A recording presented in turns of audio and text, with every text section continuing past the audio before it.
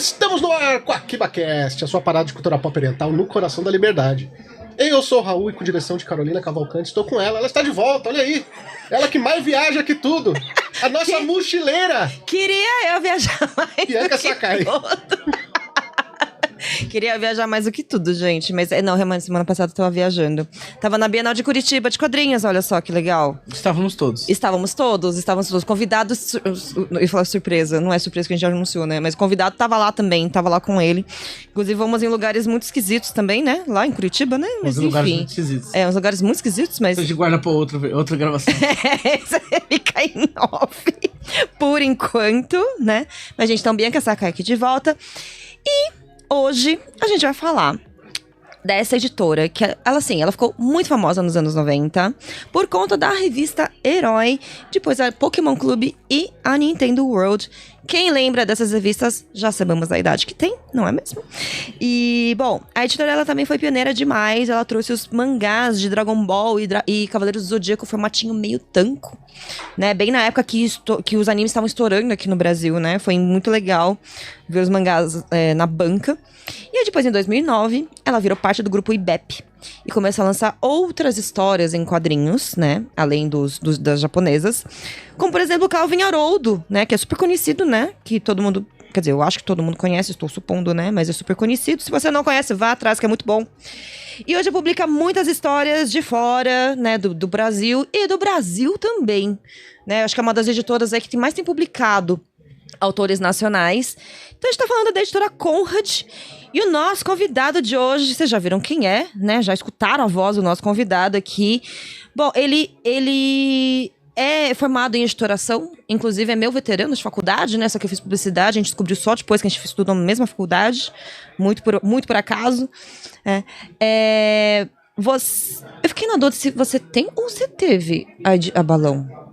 Teve. Ainda tenho, ainda é minha. Mas ela tá pausada. Tá pausada. Ela tá pausada. Tá. Eu fiquei na dúvida de como é que eu falava. Se ainda tem a Balão ou não. Ou, tipo, se ela existiu. Então, ela ainda existe. Mas as operações, a gente não tem publicado nada novo. Tá. Tá por conta de tudo que aconteceu aí, a gente não... Mas o nosso catálogo ainda tá ativo, você pode comprar os livros da Balão em qualquer livraria e a gente tem participado de editais, assim, tem escrito livros em edital do governo, livros antigos, então... Ela existe, sim. Então ele tem a Balão Editorial, gente, ainda tem a Balão Editorial. Já trabalhou em vários títulos nacionais de histórias em quadrinhos. Ele foi consultor da editora Conrad. Daí, ele foi navegar em outras águas, ele foi gerente na Panini, na editora Panini, né, gerente editorial na Panini. E agora, recentemente, ele voltou pra Conrad, né? Ele também tem 2 filhas muito lindinhas que eu conheço, muito fofas. Bem-vindo, Guilherme Kroll. Muito obrigado. Muito obrigado pela apresentação, muito obrigado pelas palavras e obrigado por me receber aqui no AkibaCast. É um prazer imenso. Eu gosto muito do trabalho de vocês, então é um prazer estar aqui participar disso. Ter meu nome para sempre gravado na história do YouTube, vai estar lá a minha participação. Digitar Guilherme Kroll no YouTube, vai aparecer agora AkibaCast com Guilherme Kroll. Aqui, olha só. Eu tenho um primo que ele foi, não sei se ele é ainda, diretor de esportes olímpicos do Flamengo. Tem o mesmo nome. Então, quando as pessoas procuram Guilherme Kroll no Google, aparece o nome do meu primo primeiro, que ele foi do Flamengo, né? Então, normalmente, eu não sou o Guilherme Kroll mais famoso do Brasil. Não, mas aí a gente vai bombar essa live, e aí o seu nome vai subir no SEO do Google, e então as pessoas vão procurar Guilherme Kroll querendo saber o seu primo lá do Flamengo, e aí vão encontrar, olha, Guilherme Kroll trabalha em editora. Puxa vida, entendeu? Já teve até pichação no Muro da Gávea, fora Kroll. Eu gosto muito dessa pichação. No meu coração é pra mim. Tá lá embaixo, diretoria Jim Carrey em cima. Bora, Kroll FDP. Muito bom. Mas aqui, então, você é muito bem-vindo, Guilherme Kroll. Não é obrigado. O seu primo. Você pode vir sempre aqui na Akiba Station, né, Raul? Exatamente. Tá cansado daquelas mesmas lojinhas de produtos orientais, com pouca variedade, nada pra fazer e sem espaço nem pra andar? Então eu te apresento a Akiba Station na rua Tomás Gonzaga, número 18, no coração da liberdade. A Akiba Station não é só uma loja, é um espaço de entretenimento otaku com mangás, funkos, estátuas, além dos principais card games do mercado. E não para por aí. Só na Akiba Station você vai encontrar um monte de criador de conteúdo aqui, na Akiba Aquário. Espaço para jogar card games com seus amigos. Se você pensa que acabou, nada disso, amigo. A Akiba também é a casa de Sakura no Brasil. E, claro, né, um espaço para eventos de pequeno e médio porte. Então, não deixe para depois e venha você também curtir essa emocionante experiência otaku. Uf! Hoje sem cola, Ele hein? decorou, hein? Hoje sem cola! Decorou. Eu vi você olhando direto pra câmera, nem olhou o celular. Tá fechado aqui, Tá, ó. olha, ó. Decorou o merchan da Kiba. Mas é tudo verdade, viu, Gigi? Eu cheguei aqui no coração da liberdade. Tá cheio de bonequinhos, saindo aqui, quero comprar os bonequinhos ali, tá? É verdade, tudo que ele falou é verdade. Não está mentindo. Não está mentindo. Não é propaganda enganosa, olha só. Não tem enganação aqui, não. É. E convidado do KibaCast ganha Comidinha. de Oba! Sakura. Eu queria virar a caixa, que a caixa é muito bonitinha, mas se eu fizer isso, vai... Bagunças vai- irão acontecer. Não vai dar certo. Então... Aqui, ó. Ai, quer fazer unboxing? Faça um Eu unboxing. quero fazer. Faça um unboxing. Nossa, mas é lindo. Tem um morango, assim, bonito, de filme esse morango, né? E um rocambole. Parece morango cenográfico, né? Esse é o... Não, é o shortcake. Não, Whole cake de morango. whole cake de morango. Vou comer, mas não vou comer agora, vou comer depois. Tudo bem. Você come Fica à quando você quiser, fique Tem à um outro, vontade. tem um quero aqui. Tem, É quero, né? O nome do bichinho dessa coisa. é o alfajor. É um alfajor do quero. É bonitinho, É né? o único alfajor do mundo que tem o quero na capa. Sabe que eu tenho minha filha mais velha, ela já tá na idade de assistir anime, mangá e tal. E aí eu procurei o Sakura Card Captor pra baixar pra ela, que não tinha disponível. Depois achei até disponível.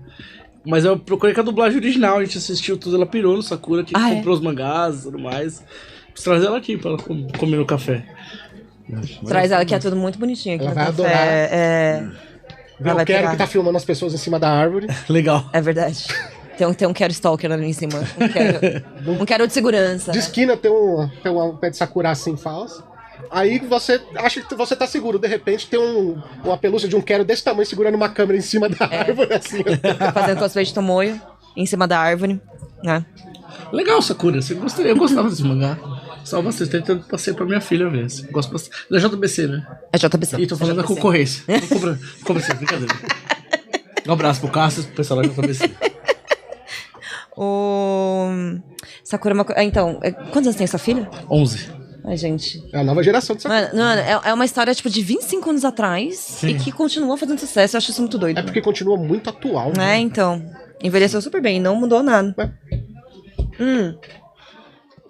Agora, Kroll, conta pra gente um pouquinho da história da Conrad. Tá. Lá atrás, quando tudo era mato, assim. Pô, a Conrad tem um papel muito importante na história dos quadrinhos no Brasil. Como Com você certeza. já resumiu, mas lá tinha esse histórico. Ela já tinha publicado a revista do mangá do Pokémon. O mesmo mangá do Pokémon que a Panini publica, só que em 4 volumes de grampo e leitura ocidental. Já tinha sido um sucesso. Isso em 98, 99. E em 2000, o Rogério de Campos e o André Forastieri, que eram os fundadores da Conrad, hoje não fazem mais parte da editora, eles queriam lançar no Brasil uma revista em quadrinhos que era uma adaptação do anime do Dragon Ball e do Cavaleiro. Seria fazer... que a gente viu milhões de vezes, né? Nos frames e tal. E os japoneses falaram... Eles foram negociar lá com a Shueisha. E os japoneses falaram pra ele... O pessoal da Shueisha falou, não. Mas vocês podem lançar o mangá. Aí eles... Tá bom, então a gente lança o mangá. Aí eles falaram, mas tem mais uma coisa. Precisa ser de trás pra frente. Precisa ser da direita pra esquerda. E eles falaram, tá bom. Lançaram. Arriscaram, aí venderam isso, né? Com lá, as onomatopeias e tal. Eles trouxeram o Cassius pra editar, né? O Cassius foi meu antecessor, inclusive agora nessa última passagem dele pela Conrad. O Cassius editou e o Cassius também colocou muito dele no processo de edição. Ele era um cara que participava muito. O Denis tá aqui com a gente, acompanhando a gravação, também trabalhava lá na Conrad nessa época, na arte, né? E tem muito. O Denis chegou a fazer capa original de Cavaleiros do Zodíaco. Hoje em dia eu não sei. Ah, é? Gente, é que vocês não estão vendo, né? Ele tá atrás da câmera, obviamente, né? Mas o Denis aqui, ele, enfim, tá... Quer dar um oi aqui? Dá um oi aqui na frente da câmera, Denis. Eles não gostam muito de aparecer. Não gosta? Ah, não, então tá bom. Na época aquelas capas meio campo. Mas fala um oi, fala um oi. Fala oi. Oi. Literal. Na época aqueles quadrinhos meio tampo, então uma das duas ainda não existia, né? Então, e aí tinha que fazer uma capa, tinha que procurar imagens. Eles pegaram um guia de imagens lá do Cavaleiros, do Dragon Ball, pra montar o Denis. Tinha que fazer, pintar, colorir. Tinha que mandar pra aprovação pro fax. Que responsa, hein? Nossa, fax, Jesus. Era um processo muito, muito mais complexo, né? Uhum. Mas aí eles lançaram e foi um sucesso estrondoso, assim, vendeu muito. A Abril que cuidava da distribuição, na Dinap, né? Quem não sabe, a Abril fazia toda a distribuição de banca, tinha 2 distribuidoras, a Dinap e a Shinalha. A Abril fazia dos mangás da Conrad, deram uma placa de prêmio de 100 mil exemplares vendidos, isso é um negócio do outro mundo. E, assim, pouquíssimos meses depois, assim, a Conrad lançou em novembro de 2000, o Dragon Ball e Cavaleiros, e a JBC lançou em fevereiro de 2001 outros 4 mangás, então foi o princípio da publicação de mangás no Brasil. E a Conrad foi escalonando, a Conrad trouxe muitas outras coisas nesse período. E eles publicavam não só mangá, o mangá era o carro-chefe, mas eles também lançaram o Sandman. E na época os direitos da DC eram pulverizados por várias editoras, eles lançaram versão luxo do Sandman pra livraria, capa dura, meio que inaugurando esse processo, junto com outras editoras que também lançaram pra livraria, a Devir, né, notadamente, e a Martins Fontes também lançava e a LPM nessa época, mas a Conrad também participou desse processo de começar a desbravar as livrarias, o espaço das livrarias. Hoje em dia é até absurdo você entrar numa livraria e não ter uma área de quadrinhos, naquela época não tinha, quadrinho era em banca. Eles começaram a desbravar com livros de luxo, né? Já publicaram alguns autores nacionais. Um dos que eles lançaram é um dos que eu considero um dos maiores quadrinhos nacionais de todos os tempos, que é Histórias Gerais, do Wellington Serbet e do Flávio Colim, que a gente teve a oportunidade de relançar agora nessa nova Conrad, como a gente chama. Mas o carro-chefe eram mesmo os mangás. Eles lançaram Vagabond, lançaram Fushigi, teve Dr. Slump. Fushigi só teve edição da Conrad até hoje. Nunca teve reedição nenhuma, outra editora relançou. E teve... É verdade. Game, que ainda faz parte do catálogo da Conrad hoje em dia. Mangá importantíssimo. Eles lançaram já pra livraria naquela época, né? E eles lançaram também Dr. Slump, aí não chegaram a concluir.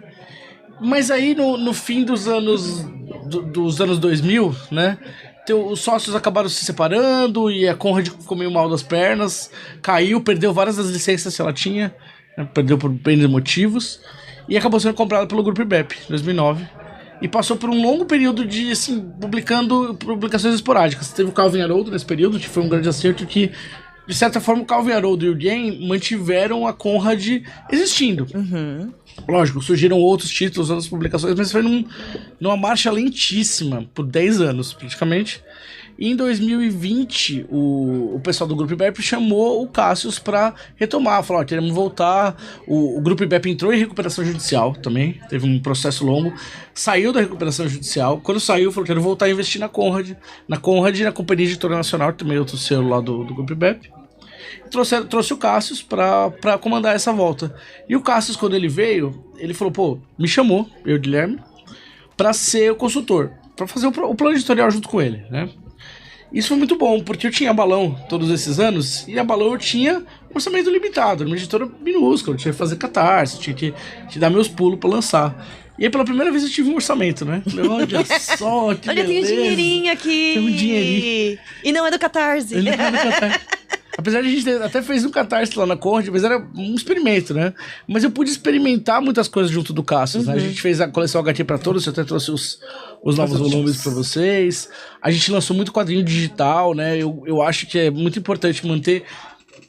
Eu gosto muito dessa coisa de memória dos quadrinhos, então tem muito quadrinho que sai de forma independente, nunca mais vai ser lido, nunca mais vai ser visto.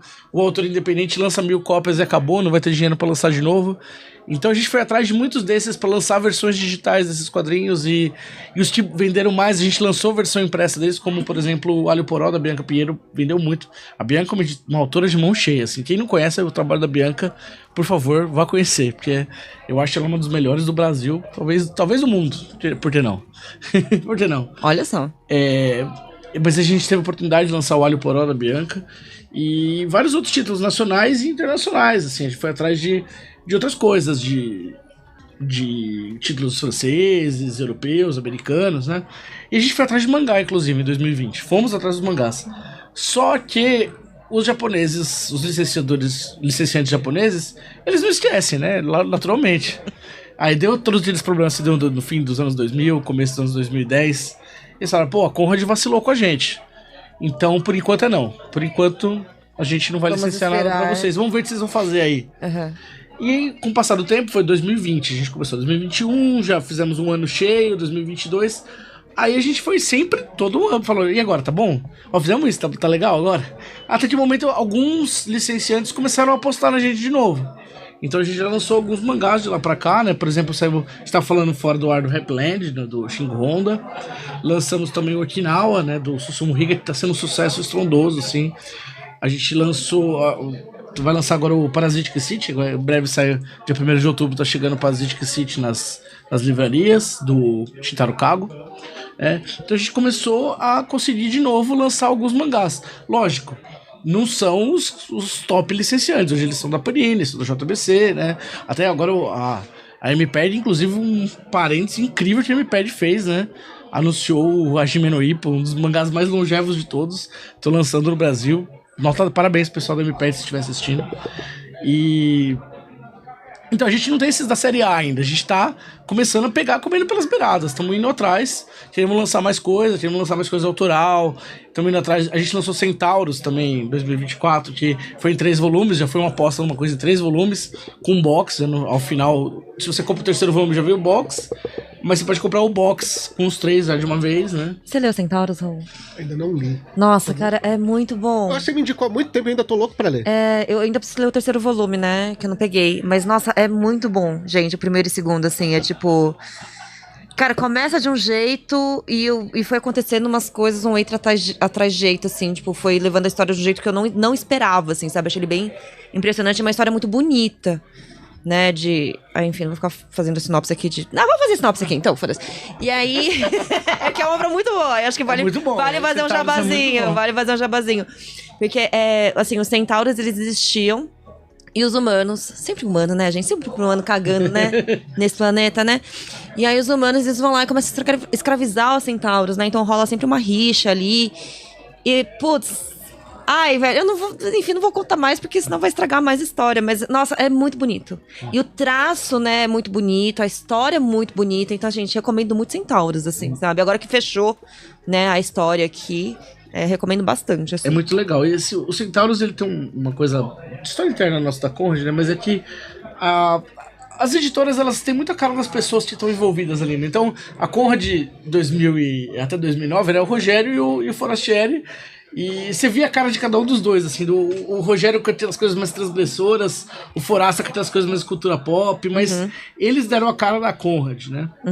E depois quando o Cássio assumiu junto comigo como consultor, foi outra cara. Ainda a gente tentou manter o espírito da Conrad, mas naturalmente vai ser a nossa cara. Mas tem uma pessoa que ela não aparece tanto, mas ela é muito influente no que a Conrad faz, que é a Marina Taki, a editora. A Marina Taki, a gente chama só de Taki. Ela lê japonês, o pai dela é japonês, ela fala japonês, ela prospecta as coisas, eu não sei ler japonês, então ela prospecta os Centauros, foi ela que achou, ela que apresentou pra gente, falou que era legal, defendeu o formato de publicação, assim, é um grande ganho dela, assim. Muito obrigada por isso. Tati, muito bom. A Tati é um excelente profissional, ela não gosta de aparecer, assim, ela aparece nos nossos vídeos, mas se a Tati estivesse aqui, eu agradeceria ela pessoalmente, mas eu agradeço ela ao vivo, porque a Tati manda muito bem, assim, ela precisa ser mais, o mérito tem que ser mais visto por ela, porque ela trabalha demais e ajuda muito a gente, ela consegue fazer, por exemplo, tem uma etapa da produção editorial que a gente chama aqui em São Paulo de preparação de texto, no Rio o pessoal chama de copy desk, é mais ou menos a mesma coisa, mas é meio que uma revisão da tradução. Uma pessoa pega o texto original, o texto traduzido, bate, vê se aquilo tá certo, se tá batendo, se a tradução foi bem feita, se está correto, tudo.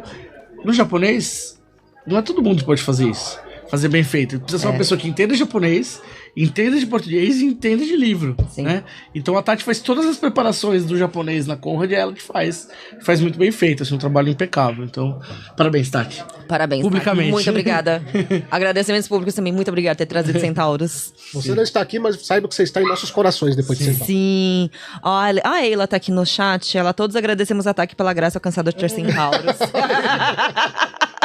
E olha, o Carlos, que esteve aqui alguns episódios atrás, ele comentou que o HQ para Todos é uma iniciativa espetacular. Beijo, Carlos Vasquez, que é da Mansão Wayne. E ele fala assim, que quadrinhos em livrarias ficavam escondidos ou na área de livros de arte ou no meio de livros de RPG. Sim. E ele falou que a versão da Conrad foi a melhor versão de Sandman já publicada. Olha, que responsa, hein? Gosto bastante, Que responsa. Um abraço pro Carlos, um grande cara, gosto muito dele. Então, e assim, agora a Conrad tem um pouco mais a minha cara, porque eu tô lá, mas também, assim, eu sou discípulo do Cassius, né? Eu peguei assim, eu decidi ser editor lendo um editorial dele da Conrad, Dragon Ball. Falei, cara, isso que eu quero fazer na minha vida. Eu tinha 15 anos, falei, isso que eu quero fazer na minha vida. Então, de lá pra cá, eu tô perseguindo esse sonho, assim. E, então, assim, lógico, vai ter muita influência dele, mas também tem coisa que a gente vai colocando. E todo mundo do time coloca um pouco do processo, né? Logicamente, a Conrad de hoje não é a Conrad que era no ano 2000, até porque a gente não tem as principais licenças, nem tem o olhar transgressor do Rogério para algumas coisas, assim, é uma outra pegada. Mas a gente tenta manter esse espírito, então tem muita coisa de jornalismo em quadrinhos, por exemplo, que é uma coisa que tinha muito na Conrad do passado. Eles publicavam Joe Sacco. A gente não publica Joe Sacco, mas publica outros autores. E o Cassius gostava muito disso. Então é um negócio. A gente tem muito não ficção em quadrinhos, muita coisa ou não ficção, ou ficção histórica, ou autoficção. Então, umas experimentações um pouco diferentes, algumas coisas a gente procura. Né? E temos planos. Né? O HQ para Todos, por exemplo, é um projeto que tem uma função social, mas também ele ajuda a trazer atenção para a editora. Porque, como a Conrad hoje, existem várias similares. Se publicam esses quadrinhos tipo, europeus, publicam quadrinho brasileiro, faz um trabalho similar até talvez inspirados na Conrad do Rogério, do Forastieri do passado, né? Então, para a Conrad não ser mais uma, a gente também precisa se destacar, precisa apresentar outras coisas diferentes, né? E o HQ para Todos tem uma função social, que eu acredito que o quadrinho precisa ser barato. Ou pelo menos precisamos ter alguma versão barata para as pessoas entrarem, para as pessoas conhecerem, para as pessoas lerem o primeiro, né? Então o HQ para Todos tem essa função social, mas também atrai atenção um pouco para a Conrad parecer, né, no meio desse mar de muitas editoras. Explica um pouco do HQ para Todos, tipo, desde valor, a seleção de títulos, acho que isso é importante para as pessoas saberem. A gente começou em 2023, começou no começo de 2023, no finzinho de 2022, já saiu um spoiler assim, na CCXP. São histórias curtas de até 32 páginas originalmente, e que autocontidas, a pessoa poder comprar só esse e ler. Os preços originais eram R$ 9,90 e R$ 14,90, R$ 9,90 para preto e branco, R$ 14,90 para colorido. De lá para cá a gente tem que fazer alguns reajustes de preço, né, por conta de preço de papel, custo gráfico e tal. E a gente publicou várias histórias da Laerte, por exemplo, dentro da HQ para Todos. A gente publicou Maiara Arabelli, uma história solta para as pessoas conhecerem. Publicamos o Rafael Calça e o Jefferson Costa com o Feliz Aniversário, Feliz Obituário. Uma história original. Muito Feliz bom. Aniversário.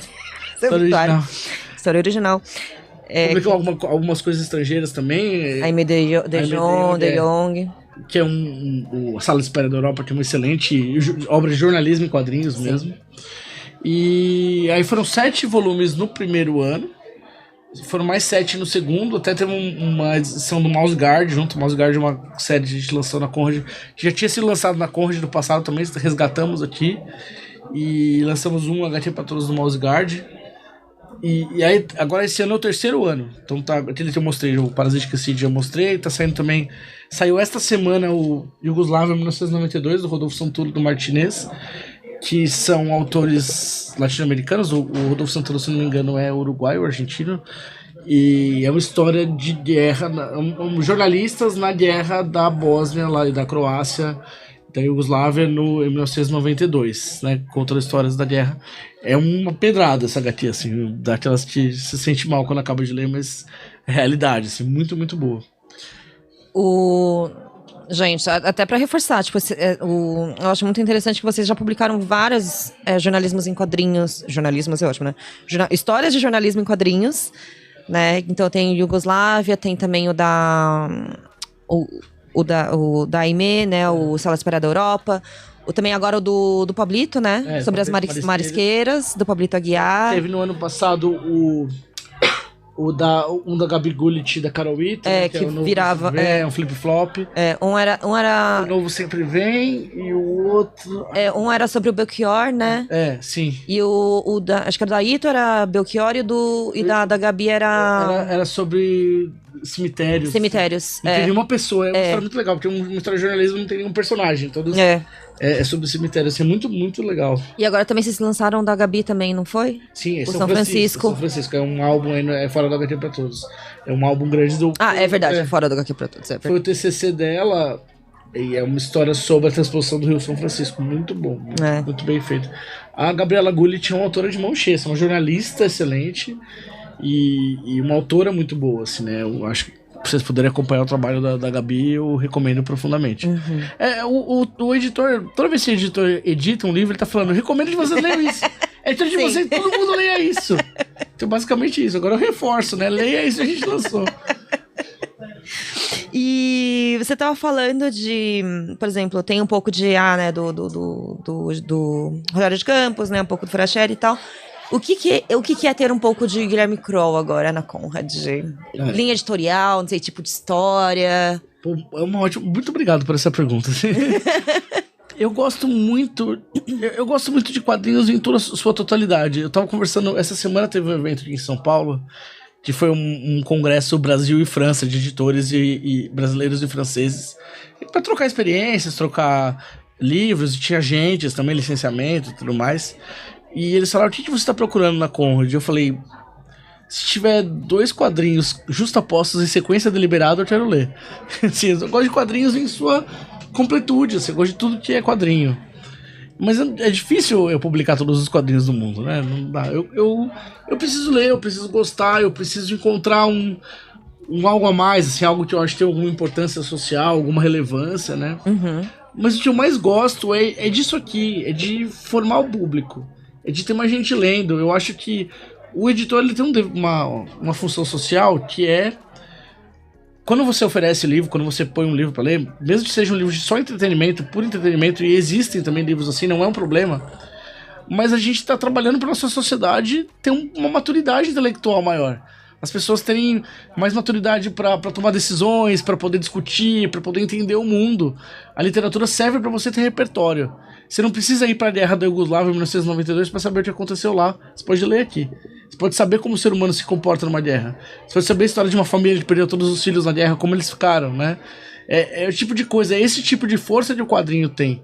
Então quando eu leio uma HQ que eu acho que eu falo, poxa, gente, todo mundo tem que ler isso, aí eu quero publicar, né? É isso, mas o meu principal traço como editor é tentar popularizar os quadrinhos. Não sei se eu consigo, mas eu tento, isso eu garanto pra vocês. Eu acho que o HQ pra todos é um ótimo caminho pra isso. Sim. Né? Embora a gente saiba que pra você formar leitores novos no Brasil é um trabalho assim, ó. Sim. E que não depende só das empresas, né? Tinha que ser toda uma iniciativa também educacional, cultural, do país, políticas públicas e enfim, né? Mas a gente tenta, né? Mas a gente escreve em digital. O fato da Conrad fazer parte do Grupo IBEP ajuda, porque o Grupo IBEP tem escolas que adotam o material didático do Grupo IBEP. Aí junto, eles oferecem, tem esses quadrinhos de HQ pra todos. Tem uso escolar. Algumas escolas compram, outras não. O Indivisível, da Marília Márcia. Eu ia falar que eles entrou, né, no programa de... Entrou no PNLD. Isso. E o Indivisível tem uma história bem particular, porque a gente colocou ele no versão digital. Aí quando ia ter o PNLD, a gente fez uma edição para o PNLD, ele foi comprado, e aí com a edição do PNLD a gente fez uma edição pro mercado. Junto, né? Como vai rodar, vamos rodar pro mercado. A edição do mercado estourou de vender, vendeu super bem, porque várias escolas particulares passaram a adotar também. A Marília vai direto da palestra em escola particular sobre o livro. Que legal. Direto, ela vai explicar, falar, porque o livro sobre a escravidão no Brasil, sobre a história do bairro da Liberdade, a história preta apagada. Então é um livro muito completo, muito... é uma ficção histórica, né, de certa forma, mas a parte histórica é muito importante dele. E ele foi uma história de publicação, ele passou por todas as etapas que eu queria, né? Ele foi, o digital do livro independente estava esquecido, foi adotado pelo governo, virou um livro publicado, foi para as escolas, é o caminho, né? Se desses, sei lá, milhares de crianças que leram, uma virou leitor, já me sinto um vencedor, né? Por causa disso. Mas é um trabalho muito bom. Marília Mars é uma autora também excelente, acho que todos vocês deveriam conhecê-la. E explica, só pra quem não tá familiarizado, o que é PNLD? PNLD é o Plano Nacional do Livro Didático, que é uma compra governamental que tem todos os anos, o governo compra livros para distribuir para as escolas públicas. E antigamente tinha um outro plano que chama PNBE, Plano Nacional da Biblioteca na Escola, que era só para livros literários. Esses livros eram uma outra compra governamental. Aí teve corte na época do governo Temer, teve corte de verba e resolveram absorver o PNBE para dentro do PNLD. Passou a ser um plano PNLD literário, é um outro sistema, compra-se outros tipos, compra livros para as escolas, mas de uma outra forma, né? Distribui mais para os alunos, né? Antes para as bibliotecas, é um outro sistema, né? O PNLD literário. Mas é o Plano Nacional do Livro Didático, o literário, Plano Nacional do Livro Didático e literário. Seria isso, tocando em miúdos, mais ou menos. E todas as editoras participam disso hoje em dia, porque desde a época do Monteiro Lobato, o governo brasileiro é o maior consumidor de livros do Brasil. Então, todo mundo quer vender livro pro governo. O que sustenta grandes editoras no Brasil, é isso. Sim, sim. Vocês têm mais algum quadrinho que foi para as escolas? Agora de cabeça eu não me lembro, mas a gente escreveu outros. Agora, putz. Agora vocês têm vários que, enfim, ainda mais históricos. Eu acho que com certeza foi. Lembrei, o Cais do Porto, da Brenda Maria. Ele foi para as escolas, ele foi selecionado também, no mesmo plano da Marília. Aí ficou um tempo sem compras, né? Agora voltou a comprar, mas eu não me lembro se tem mais algum outro. Preciso ver depois nos relatórios lá. Mas esses dois eu lembro que foram. E o da Brenda foi a mesma coisa. A gente publicou digital, foi comprado e lançamos a edição pro mercado. O da Brenda é sobre Fortaleza, né? Sobre um slice of life em Fortaleza, muito bom. Assim. Um slice of life em Fortaleza, é verdade. É mesmo. Um slice of life em Fortaleza. Ainda sobre o HQ pra Todos, tem um mangá em estilo ocidental no meio, né? O Parasite System. É interessante, né? Então, esse lançamento vai ser agora, dia 1º de outubro, tá em pré-venda já chegou o exemplar. Você quer abrir? Quero. Vou abrir. Quer dizer, você quer, né? Você quer? Não quero. Desse quadrinho. Como eu trouxe na mochila, se você tira o xirinque e guarda na mochila, ele quebra a pontinha, né? Então eu trouxe com o xirinque pra mostrar pra vocês aqui. Não mostra a câmera que ele é mais 18, esse mangá aí. Não. Mas a capa tudo bem. Vai tomar ban do YouTube. Não, se você abrir uma página... seleciona. Se você abrir uma página... Essa não. Essa com certeza não. Essa sim. A gente fala que ele, na verdade, é mais 30. É o mangá mais 30. Realmente, ele Deixa eu ver. Porque o Shintaro Kago, ele é o principal expoente do eroguro, que é uma mistura do erótico com o grotesco. Então esse mangá, ele é a epítome do eroguro. Erótico e grotesco ao mesmo tempo. E acontece muito no mercado francês, dos editoras francesas contratarem autores japoneses para publicar os seus mangás primeiro na França, depois no Japão. Foi o caso desse do Shintaro Kago. Ele publicou primeiro na França e saiu com uma leitura ocidental, né? Ele é colorido. A minha noção de classificação etária diz que essa página pode. Mas é tipo assim, é a única página, sem zoeira, é a única página que dá pra. Só não vira ele. Não. Eu avisei. É a única página que é o Homem de Ferro no... E foi muito legal, né? Eu tava explicando pra vocês off-camera, né? Que lá na França eles lançaram como se fosse um esquenta pro volume. Então saiu 0.1, depois 1.0. E aí aqui no Brasil a gente fez, dentro da coleção HQ pra todos, os 0.1. E o 1.0 vai ser no formato francês, 21 por 29.7. O pessoal, nosso time de arte, o Denis de novo, e a Elo, adaptaram pra esse formato aqui, né, de 17 por 24. É proporcional, 21 por 29, 17 por 24 é proporcional. E ficou, a gente conseguiu encaixar os nossos preços e dar. Então tem um mangá no HQ pra todos, saiu. E vamos ver como é que vai ser as vendas disso. Dia 1º de outubro tá chegando, tô ansiosíssimo pra ver como vai rolar, né? E mesmo assim, de qualquer maneira, não é um mangá para todos. Pra todos acima de 18, por favor. Eu acho acima de 30. Realmente, pelo que eu vi aqui. Inclusive tem um negócio olhando pra mim aqui nessa página aberta. Então, a gente colocou anúncio de mais 18 aqui, né, do lado do código de barras, e tem um anúncio de mais 18 aqui também. A gente não quer que nenhum desavisado compre. Apesar de ser um mangá no HQ pra todos, não é um mangá para todos. É um mangá para quase todos. Pra quem gosta dessa parada do erótico e grotesco, do eroguro, né? Não é bem para todos, é para quase todos. Pra você que tá avisado. Fica a dica aí. Não vai comprar esse aqui pro seu sobrinho de 10 anos, tá? Mas de novo, Olha, ele gosta de mangá. Não. a gente precisa, como nesse cenário brasileiro hoje em dia de editoras, a gente precisa se destacar, a gente precisa propor uma coisa diferente. Tá todo mundo fazendo mangá. Tá todo mundo fazendo quadrinho europeu. Tá todo mundo fazendo o HQ pra todos é diferente. É nosso diferencial. Então eu vou pegar o nosso mangá europeu e colocar aqui e ver o que rola, né? Porque é um lugar que a gente precisa tentar aparecer de alguma forma pro leitor lembrar a Conrad existe, ó. Deixa eu olhar o catálogo deles, tem isso mesmo. O Parasitic City é legal, não é pra mim, talvez. Eu não sou mais 30, mais 18. Mas deixa eu ver outra coisa, talvez Yugoslávia seja pra mim, não sei. Né? Deixa eu abrir o link desse também. E qualquer coisa você pode. Vamos abrir o Yugoslávia. Esse pouco. Tem violência, mas. Não, a gente dá uma olhada. Esse dá pra ver. Vamos passar pela Só tem que tomar cuidado pra não tomar o ban no YouTube, né? Deixa eu ver. Não, tudo bem. Se não for o filme do Kimetsu no Yaiba pra mostrar violência, aqui não dá problema. É verdade. Meu Deus, eu não sei se tô torto. Agora tá certo. Agora foi. Olha, em todos os ângulos para você curtir, hein? Olha. Peraí, deixa eu ver isso aqui. Ela vai virando a Agora, página. vou virando a página, nem tô vendo que tá rolando, né? Na fé. Esse tem apenas violência, né? Guerra, né? Só violência só. Só a gente morrendo tiro. Mas, né, gente, sobre que é da Iugoslávia, né? Então. Que é muito bacana, né? Você pega. Tem muitos quadrinhos sobre guerra, mas é sempre Primeira Guerra, Segunda Guerra, sobre coisas que aconteceram na Segunda Guerra. Sim. O próprio Maus é um grande exemplo. Sim. Mas, pô, você trazer de outros fatos históricos que não são tão contados é bacana porque é uma curiosidade a mais, né?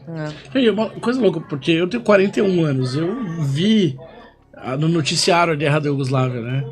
E assim, a gente sabe mais ou menos tudo que rolou, as atrocidades da época que vinha pela TV, mas tá fresco na minha memória. Mas o Luiz trabalhou lá com a gente, por exemplo, ele nasceu em 92. Ele não teve isso, não teve essa... Então, pra ele, a leitura desse livro é uma experiência completamente nova, lógico. Você vê no livro de história, mas não é a mesma coisa.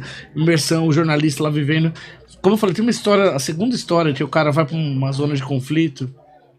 Os jornalistas vão pra zona de conflito e tá todo destruído e tem uma casa de pé. Eles entram nessa casa de pé pra conversar com a família que tá lá e, sim, ficar um tempo chilling ali pra tá fogo, né?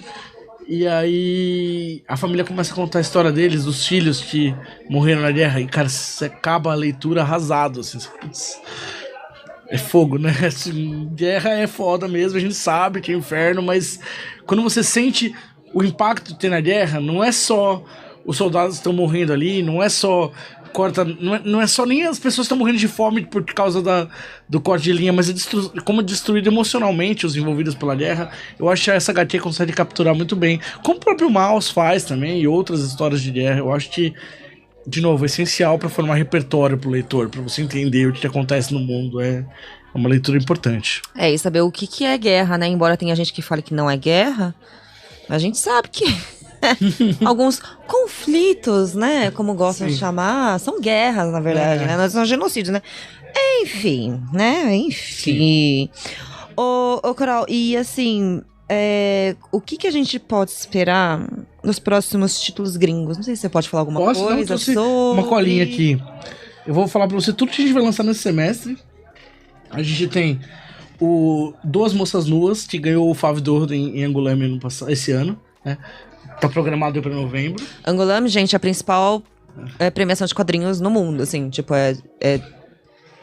odeio essa comparação, né? Mas é o Oscar dos quadrinhos. Eu gosto de falar que o Angoulême seria o Cannes dos quadrinhos. O Cannes dos quadrinhos é mais chique, Porque né? daí tem o Eisner, que é o Oscar. O Eisner do prêmio americano sem o Oscar. Tá bom. É o Globo de Ouro dos quadrinhos. E Duas Moças Nuas, de novo, é sobre guerra, mas é a história de um quadro chamado Duas Moças Nuas, que foi pintado na Alemanha logo antes da guerra. E a história desse quadro passando pela história do mundo, assim. Ele é achado, ele é exposto na Alemanha nazista, aí deu um bafafá, aí recolhe o quadro, e tem outra exposição de arte degenerada, e como que esse quadro vai passando ao longo da história, como ele vai passando de mão em mão, de colecionador em colecionador. É um livro muito bom mesmo, mereceu o Fave d'Or, que é o prêmio lá de Angoulême. Outro vencedor de Angoulême é o 12 Cores, que a gente vai lançar também, um mangá do Hisashi Sakaguchi. Desculpa. Saishi Sakaguchi. Ele é um mangá, são 12 histórias, também de histórias variadas, se passam pelo mundo. Cada uma da história é um mangá colorido, tem algumas páginas coloridas no meio. Um mangazão, assim, mais de 400 páginas, né, Denis? 443, segundo o Denis, meu ponto. Exato, preciso. 446. 446. Pra dar caderno, né? Não, pensei que você tinha falado só o número de páginas de história, né? Sem contar as pré e pós-textuais, assim, mas é um mangazão, assim, acho o melhor mangá que a gente lançou na Conrad já.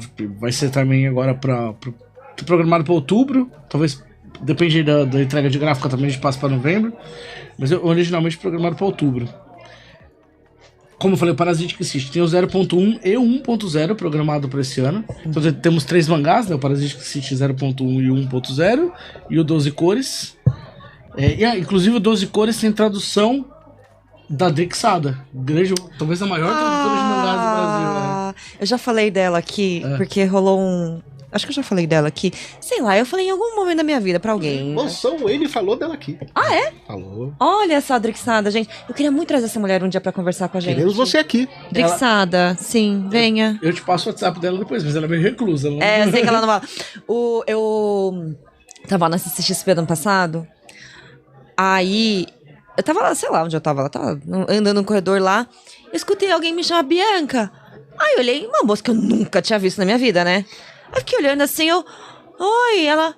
Eu sou a Drixada, você é a Drixada! Meu Deus, eu quase dei um beijo na boca dessa mulher. Meu Deus, a partir desse momento foda. você tornou reclusa. Ela é muito maravilhosa, tradutora incrível. Se todos os tradutores que a gente trabalhou são muito bons, assim. Aqui é o Edward que traduziu o Parasitic City também, o Edward Kondo, excelente tradutor. Mas a Dri tem história, porque a Dri traduziu o Dragon Ball e o Cavaleiros lá atrás pra Conrad, né? Então ela tá aí 25 anos trabalhando nisso. E foi incrível ter podido trabalhar com ela na Conrad. Ela foi uma das 2 pessoas que eu era muito fã e pude trabalhar. A outra foi a Lilian Mitsunaga, que faz as letras pra gente. Ah, e ela também foi outra que eu vi na CXP. Só que ela não conheço, né? Aí eu fiquei assim, nem lembro quem tava junto. É Lilian Mitsunaga, é Lilian Mitsunaga. A gente gosta de quadrinhos, tem uns ídolos, né? Tipo, que ninguém vai imaginar, tipo... É engraçado. Ela fazia as letras, também fez as letras pra Conrad lá atrás, mas ela fazia para os gibis da Abril. E eu lembrava que... Eu lembro de uma história do Homem-Aranha, de Saiu pela Abril, que tinha a biografia de todos os autores envolvidos e no fim tinha a biografia da Lilian também. Que é a letrista brasileira. E eu falei, nossa, que legal, ganhou a biografia junto com os caras aqui. Nossa, sensacional, ela é brasileira. Eu pirei no negócio. Não, a Lilian fez várias letras pra Conrad, né? Sim. Eu lembro muito me chamou muita atenção do Beach Planet. Sim. Nossa, quando eu vi aquilo, cara, é uma adaptação, assim, muito complexa, eu acho, pelo menos, né, na minha cabeça. Sim. Deve ter sido super complexo ter feito Beach Planet. Sim. E aí, quando eu vi as letras, assim, eu fiquei assim, caraca, bicho, isso aqui tá muito bem adaptado, tá muito legal. Fui ver de quem que era. Lilian Mitsunaga. Lilian Mitsunaga. Excelente, assim. Quando eu mandei o primeiro e-mail pra ela, foi, Lilian, só quero te dizer que eu sou um grande fã seu. Desculpa tietar, assim. Pô, prazer trabalhar contigo. É. A gente já anunciou pra esse ano, mas talvez a gente precise remanejar pro começo do ano que vem, por questões de aprovação. É o Godzilla no Inferno, que é um livraço também do... A gente lançou no ano passado o Godzilla Guerra de Mil Séculos. Muito bom. Do James Stokoe. E esse Godzilla no Inferno tem outros autores além do James Stokoe. E o Godzilla morre no inferno e o Godzilla pagando pelos seus crimes no inferno. Gente, é sensacional, sensacional. Assim, quem curte artes plásticas vai pirar. Assim, as referências tem até no fim tem um extra mostrando os quadros que inspiraram cada uma das histórias. É um livro ótimo. Tá originalmente programado para esse ano, mas talvez ele caia pro comecinho do ano que vem, né?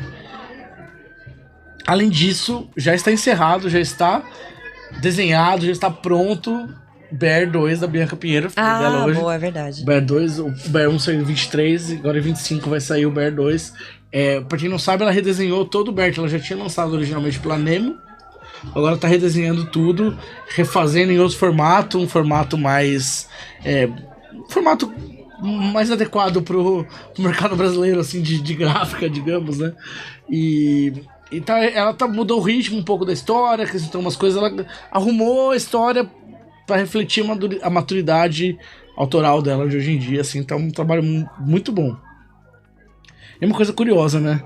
Porque todo desenhista, quando ele chega no fim do livro, ele fala, quero redesenhar o começo. Eles nunca estão satisfeitos com o desenho que eles fizeram antes. E eu sempre falo, tá bom, não precisa. Eu tenho uma frase pronta, nenhuma obra de arte está acabada, apenas abandonada. E, enfim, no caso da Bianca, ela quis redesenhar tudo, vou redesenhar a história inteira. Mas aí quando você vê o resultado, você fala, não, Bianca, realmente... Tudo bem, foi ok. Você me convenceu, você venceu. Valeu a pena, ficou muito legal e já estamos nos ajustes finais aí para lançar em novembro o Bear 2. Além disso, a gente tem mais 2 lançamentos para a CCXP, que é um livro de coletânea de tiras da Elo D'Angelo, por enquanto tem um título provisório de Eloquência. Eloquência ou Eloquências, a gente está discutindo lá ainda. E vai ter um HQ para todos 2.0, que não sei se eu cheguei a falar, a gente pensou em aumentar um pouquinho, né? O primeiro vai ser o Color Bar Azul, do Daniel Bretas. Vamos lançar na CCXP também, já está em produção. Esses dois são todos os lançamentos do ano.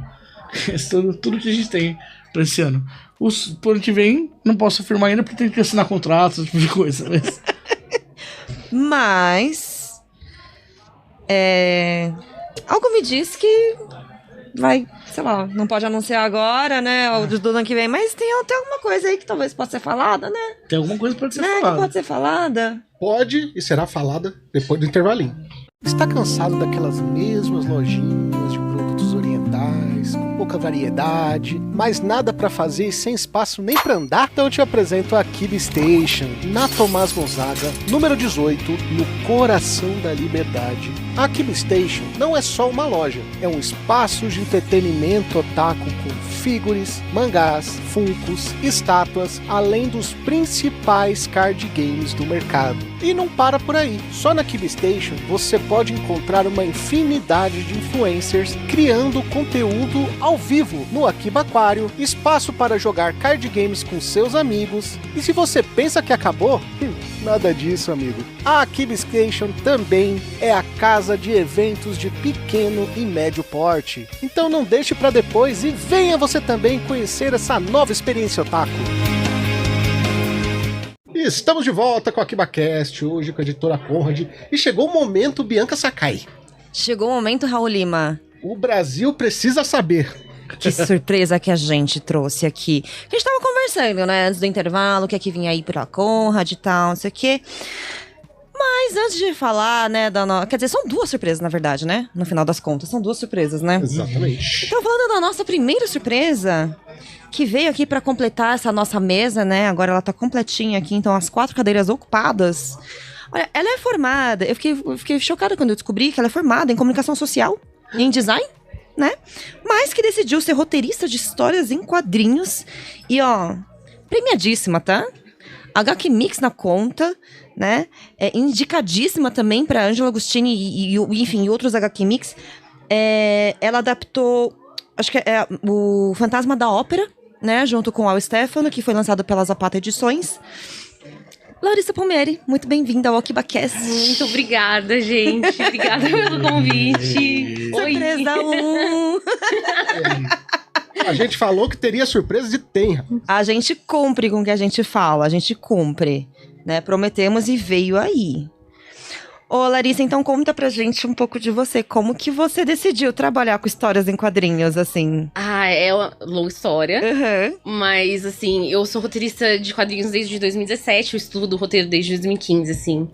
E eu sempre tive blog. Desde 2008, 2009, assim. Eu sempre tava escrevendo sobre quadrinhos, né? Eu sempre tive uma ligação muito forte com mangás na adolescência. E aí parei um pouco, retornei na vida adulta já comprando de tudo, assim. E eu tinha um blog e eu achava as minhas resenhas muito rasas. Falei, nossa, eu lia coisas, por exemplo, no universo HQ tão incríveis, assim. Eu falei, não, quero entender melhor. E eu fui fazer oficinas e cursos de roteiro. Aí, falei, poxa, acho que, na verdade, o que eu quero é contar histórias, assim. Fez muito sentido pra mim, assim. E aí eu até falo que a temporada anterior da minha vida é antes dos quadrinhos e depois, que tudo mudou, assim, por causa disso. Né? O ciclo de amigos, os trabalhos, tudo entrou na minha vida, assim, de uma forma que mudou tudo. Eu sempre trabalhei com comunicação social, né? Então eu era designer de agência de publicidade. Nossa, nada a ver com Eu trabalhei no Submarino, lembra do Submarino? Trabalhei na CVC como designer da parte de internet, assim, eu fazia esse tipo de coisa, né? Trabalhei como designer de prefeituras também, na Secretaria de Comunicação, fazia isso, nada a ver, né? Nossa, você era designer corporativinha mesmo. Eu ainda faço uns freelas, assim, tipo de UX, hoje em dia. Todo mundo trabalha com quadrinhos, precisa fazer complementar a carreira. Mas boa parte dos meus freelas de design, hoje em dia, eu faço pro mercado editorial, assim, eu diagramo livros, esse tipo de coisa. Então eu acabei juntando as duas coisas e ficou inconveniente, assim. Ela é UX, ela é User Experience dos quadrinhos também. Sim. Caramba, entendi. Ai, gente, eu acho tão bom quem se acha fora do mundo corporativo. Enfim, só um desabafo, né? Been there. Só um desabafo, né? E, Larissa, e qual que é pra você a magia de trabalhar com histórias em quadrinhos? Por que você se encantou tanto com essa linguagem, com esse... Assim, engraçado, eu tava pensando sobre isso ontem, falei, vou vir aqui, eu não sei como vai ser e tal. E eu tava pensando muito sobre a minha relação com os quadrinhos, porque eu costumo dizer que salvou minha vida, porque deu um sentido pra minha vida, assim, né? Mas o processo, eu vejo muito as histórias em quadrinhos como um processo de existir e resistir no meio corporativo, ou então eu fazia parte de igreja, já tem, essa é uma outra história. Um outro quadrinho. Eu ia falar, tem que fazer quadrinho disso. Vamos fazer quadrinho disso. Enfim, eu venho de um meio considerado padrão, de várias formas, e eu nunca senti que eu encaixei muito. E tudo isso veio muito acompanhado dos mangás, nossa, na minha adolescência, assim. O que você lia? Eu sou muito fã de Clamp, né? Falamos então, bastante disso hoje. X, Chobits, Sakura, Guerreiras Mágicas, assim, eu lia muito, mas eu também lia muita coisa de terror, que é minha pedra fundamental do meu trabalho, assim, então, sei lá, eu tenho um quadrinho que chama Éden, que é, assim, é uma das minhas coisas favoritas do mundo, nem tem um final tão bom, assim, mas... Sei lá, eu era menor de idade e eu tava comprando escondido na banca, assim, eu buscava isso, né, porque, lembra, os mangás eram R$5 quando eu era adolescente, assim, e eu era gótica na época da escola, era toda trevozinha, assim, então, junto com o estilo, com as músicas que eu via, tinham os mangás junto, né, os primeiros eventos de anime que eu fui foi nessa época também, então, tava tudo muito relacionado com com o meu processo de individuação mesmo, assim, como pessoa. Os quadrinhos sempre estiveram lá, junto. Uhum. E aí eu acho que foi um processo natural, assim, descobrir que existia essa possibilidade de contar histórias em quadrinhos depois, assim, mais velha, né? Eu cheguei a trabalhar com política uma época, assim. Nossa. E aí eu já não tava vendo sentido na minha vida. Eu vivi uma vida completamente... E aí... Eu fui fazendo esses cursos de roteiro e a coisa fez sentido demais. E eu larguei tudo mesmo e fui atrás do meu sonho de fazer isso, né? Então, tem muita relação com quem eu sou e de gostar muito de histórias e, enfim, faz parte de mim, assim. Então, me reconectar com isso escrevendo foi um processo muito profundo de me encontrar de novo já adulta e ser feliz mesmo, assim, entendeu? Muito bonito. Pois então eu tô até reflexiva, aquele segundo de silêncio que fica todo mundo assim, apenas contemplando, né, e pensando na própria vida. Eu tinha que fazer uma parte que é muito curioso, isso já vinha notando conforme a gente vai envelhecendo. A minha geração toda quis trabalhar com quadrinhos por causa dos super-heróis, hoje em dia não, né? Não. Já são os filhos dos mangás, né? São. É muito curioso. Verdade, é verdade. Pelo trabalho da própria Conrad, da JBC, da Panini, que eram, né, as editoras que mais publicavam mangá na época, assim, era o que eu namorava na banca de jornal. Acho muito triste que hoje em dia o pessoal não tem mais isso, assim. De ir na banca de jornal, banca, né? e ficar pensando, pô, o que eu vou comprar aqui? Que capa que me chamou a atenção, né? Nossa, eu vivi isso de uma forma tão...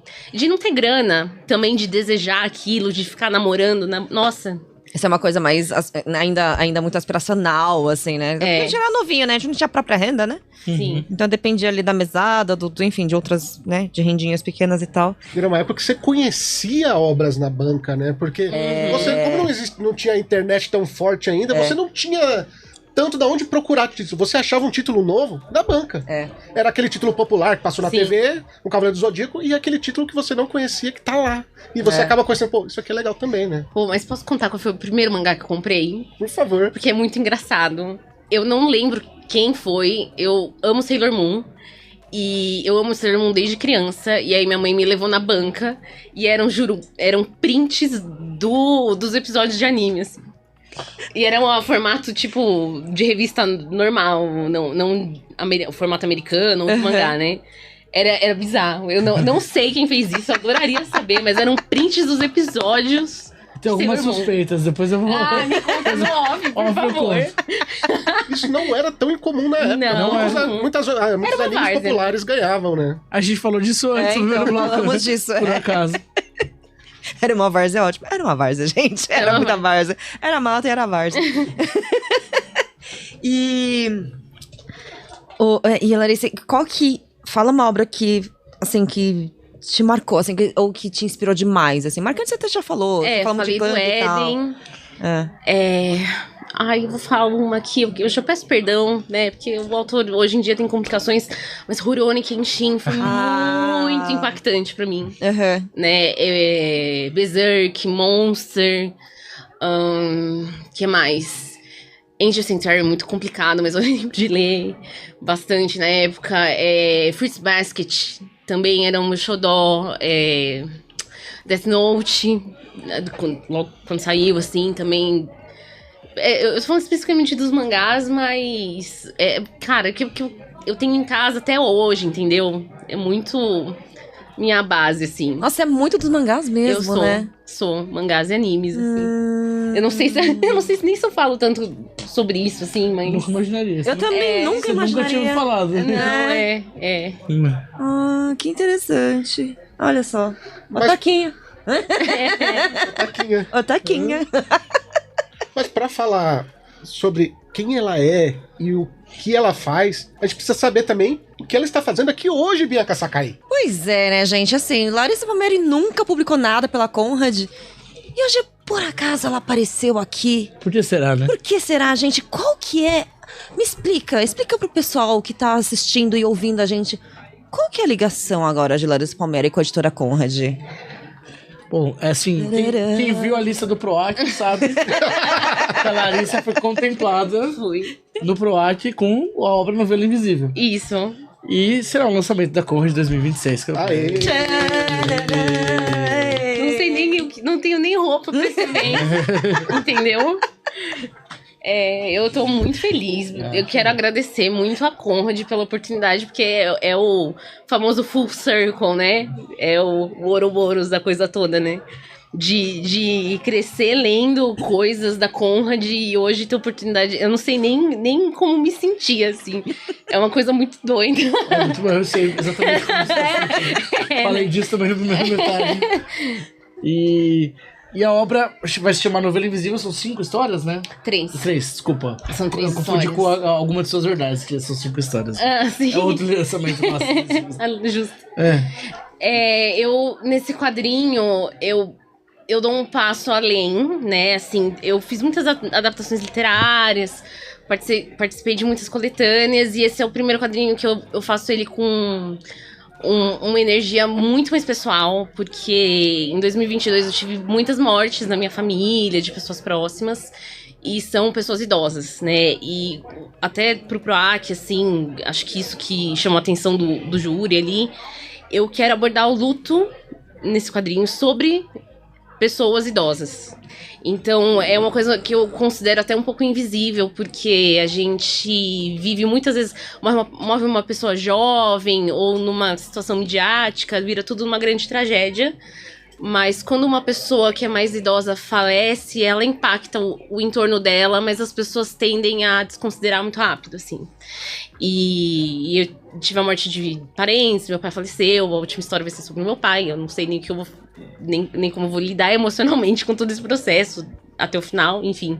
Mas eu queria... Eu vivi isso repetidas vezes, assim, e eu observei a vida acontecendo em volta disso. E eu quis muito contar as histórias nessa perspectiva, com o realismo mágico também junto.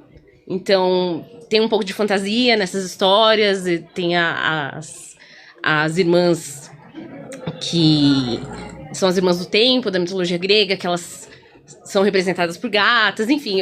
Pra quem conhece meu trabalho, eu misturo muitas coisas pra chegar numa coisa só, mas eu falo muito sobre a coisa do tempo também, enfim, é isso. E quem que vai desenhar?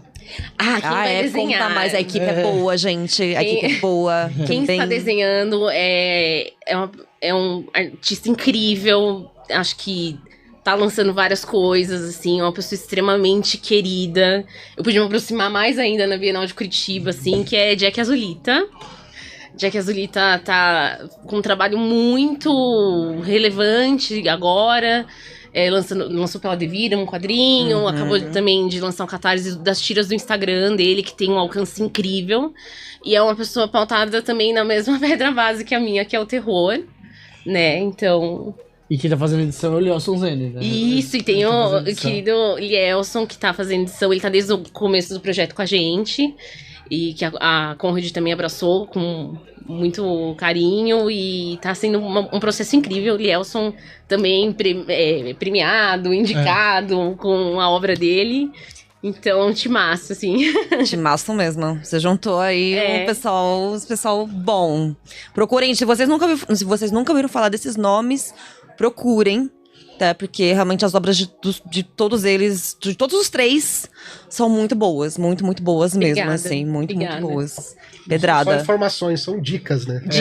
Isso, são Sim, dicas. sim. São indicações. E é uma HQ, então, bem diferente, né, do que você. De temática, assim, sim. mas ainda. Você falou de realismo. De realismo. Realismo fantástico, né? Realismo mágico. Realismo mágico. E com esse toque de... Como que é o processo? É que você ainda tá no processo ainda de desenvolver. Você já terminou a história? Então, elas já existem, eu tô finalizando o roteiro, mas já tem coisas desenhadas, já tá no processo. A gente tá bem entre 50% e 70% do processo ali, já do quadrinho feito, já. E como é que é escrever sobre pessoas, não é sobre você mesma. É e não é sobre você mesma, né? Tipo, você tirar... Então, eu considero como se fosse uma realidade paralela, né? Assim, no multiverso essas histórias aconteceram. Então, é a primeira vez que eu coloco personagens equivalentes a pessoas que existem na vida real. Então, por exemplo, o Rafa vai aparecer no quadrinho. Minha mãe, o meu pai vão aparecer no quadrinho, entendeu? Então, tá sendo muito curioso também, que eu também apareço como personagem, assim. Mas é esquisito, porque às vezes eu me pego confundindo até o nome. Tipo, a personagem X, eu falo, é a minha mãe. É estranho. Mas o mais engraçado é como se eu estivesse incorporando a minha mãe ali na personagem, mas não é exatamente a história que aconteceu na vida real, né? É inspirado nos fatos que aconteceram na vida real, assim. Eu dou uma bela viajada comparada à realidade, né? Mas é porque eu quero sintetizar coisas específicas sobre o que eu quero falar na verdade, entendeu? Eu, esses dias, eu tava, assim, um pouco confusa com uma parte ali do roteiro e tal. Eu refiz muitas vezes, e aí eu percebi... É engraçado, eu percebi sobre o que eu realmente quero falar nesse quadrinho no meio do processo. Que é sobre lutar por quem a gente ama. A real mensagem desse quadrinho é essa. Entendeu? Então, como pessoas idosas chegaram, me levaram a esse lugar, exatamente. Aí vocês vão ter que ler pra descobrir. Gente, já tô vendo que eu vou chorar, porque eu tenho uma coisa com história com idosos. Né, que são histórias, normalmente são histórias que não são muito retratadas, né? Isso. E eu tenho uma proximidade com meus avós, assim, enfim. E, nossa, eu não posso ver história de idoso, que eu já fico toda emotiva, toda chorosa, assim, sabe? Enfim, eu acho que vai ser muito legal. Eu vou só você falando assim, tipo, lutar por quem a gente ama, eu já fiquei... Não, cada reunião que ela fala do livro, nossa, vai ser forte esse, vai ser pesado. E como é que tá o processo entre Conrad e o novo livro? Como é que tá sendo pra você? Só fala se estiver sendo bom, isso. Não, mas tá sendo maravilhoso. Tá sendo maravilhoso, assim. Primeiro que, assim, eu senti uma receptividade muito grande da Conrad com a ideia do quadrinho, com os concepts, tudo. Então foi muito... de novo, né? Não tenho nem roupa pra uma parceria dessa, assim, gente. Toda vez que eu penso nisso, eu fico, caramba, né? E assim, das reuniões, o pessoal também parece muito receptivo e aberto. Eu tô muito feliz. Eu não teve nenhum porém, assim, sabe? E isso me deixa muito, muito feliz também. O pessoal a equipe da Conrad são muito queridos, né? Obrigado. São. Não só o Gui, como toda a equipe com quem eu lidei, assim. E muito prestativos, ágeis. Nossa, eu tô puxando o saco mesmo. Porque eu não tenho o que falar mal mesmo. Mas é um negócio assim, isso é uma filosofia nossa, assim, todo mundo tá seguindo isso. O editor tá a serviço do autor e do leitor, né? Então a gente vai ter que fazer o texto do autor, texto e a arte, no caso do quadrinho, chegar na sua melhor versão possível para o leitor. A gente tem que estar trabalhando... Esse tem que ser nosso serviço primordial. Então a gente por exemplo, o Daniel está aqui, fez a reunião porque eu queria muito que... Isso foi até uma coisa que eu falei off-camera. Eu queria muito que esse livro saísse direitinho desde o começo. Então a gente conseguiu fazer uma reunião de vocês com o Denis pra fechar o formato, falar de sangria, falar de especificidades técnicas. De forma que o livro vai sair certinho, a gente não vai precisar refazer nada, né? Isso é uma coisa que ajuda muito. E eu queria aproveitar que a palavra tá comigo pra falar que tem um detalhe que você não mencionou, que eu achei muito legal, a paleta de cores do Jack. Ele fez uma paleta de cores que vai evoluindo ao longo das histórias, que eu achei brilhante. Brilhante. Tá. Assim, essas histórias têm flashbacks, né? Acho que como que eu posso explicar, assim? À medida que a vida passa, a gente vai ficando mais amargo. É inevitável. Você tem que ser muito desapegado das coisas ruins, assim, pra não se deixar abalar. E é uma coisa que eu pessoalmente sinto, né? Assim, a vida vai ficando mais desaturada. As cores vão perdendo brilho, as coisas têm um peso maior. E como recurso visual, né, a gente mostra as histórias mais antigas dos flashbacks e à medida que o tempo vai passando, a paleta do quadrinho ele vai desaturar, né? Então, por exemplo, tem uma parte de uma das histórias que acontece nos anos 70, que é super colorida, saturadíssima, assim, e uma história que acontece no tempo atual vai ser quase cinza, entendeu? É uma inversão de expectativa muito legal, porque a gente tende a associar imageticamente cores mais preto e branco, mais saturado com o passado. Né? Flashback normalmente você relaciona com PB, né? Coisa PB, e eu acho que é uma quebra de expectativa muito legal, assim, de ser feito. E é sobre o emocional mesmo, de sentir o peso das mortes das pessoas, né? E isso é muito relacionável com o que eu sinto sobre a vida depois de ter visto a morte tão de perto como eu vi com meu pai. Eu tive que encarar o processo da morte do meu pai, assim, de decidir coisas horríveis, de ver coisas horríveis.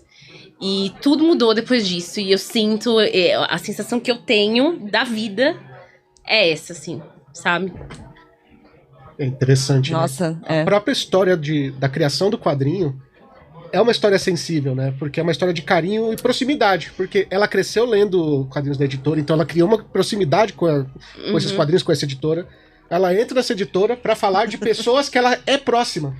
Mesmo que seja uma história viajada, ela vai falar de pessoas que ela é próxima. Então tem todo um carinho, uma proximidade formada ali nesse quadrinho, né, cara? Vem de algo construído muito em cima do emocional, tudo, assim. E é legal porque, assim, quando a gente... Esse é um negócio que... É até uma crítica que eu faço ao quadrinho nacional como um todo. Nem sempre você falar sobre sua vida é interessante, né? Você precisa ter coisas. No caso da Larissa, não. Ela tá contando uma história que não só vai reverberar em muita gente, como tem impacto ali, como tem reviravolta, como tem... né? E às vezes eu acho que as pessoas recorrem muito a autoficção, porque não tem ideia pra uma coisa nova. No seu caso, não. Você já fez várias histórias imaginadas, né? Sim. E não que essa não seja imaginada, mas agora você tá fazendo em cima de coisas que você vê na sua vida. Eu acho que todo mundo que vai ler vai encontrar alguma coisa pra se identificar ali. E acho que a coisa é que tá. Existe uma grande diferença entre você fazer uma autoficção onde você apenas massageia o seu ego e uma autoficção onde você tá como observador da vida e do que tá ao seu redor. Sim. E de ter a percepção de observar o outro como uma história a ser contada. Porque todos nós somos uma história a ser contada. Sim. E aí eu acho que é um lugar muito perigoso do artista de ser muito autocentrado, entende? É uma coisa que eu não gostaria de ser na minha vida, pra nada, assim, entendeu? Muito bom. E posso fazer uma pergunta? Pode, aproveita. Como tá sendo o processo do teu Lielson como editor? Porque eu acho o Lielson um gênio. Ai, Lielson.